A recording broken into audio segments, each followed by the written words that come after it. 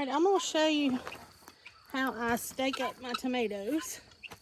And this one, I'm a little late getting these started. I've been late on everything this year in the garden. It's a little sticky.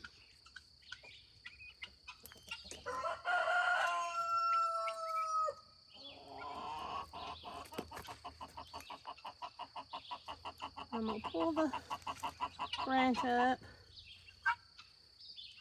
here and tie it. And you want to leave it kind of open enough that the plant stem can still grow through it. You don't want to cut off the growth.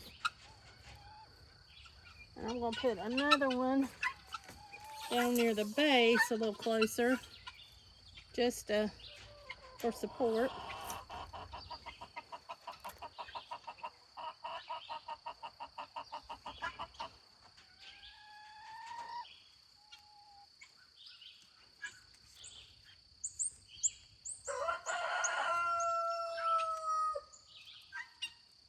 And as they grow, I'll just keep kind of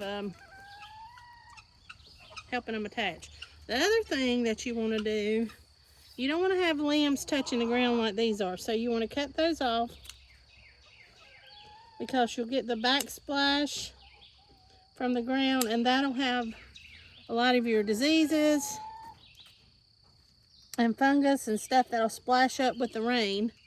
So as they grow, try to keep it trimmed up as it goes. But we'll leave this one like it is right here. Little dried leaves.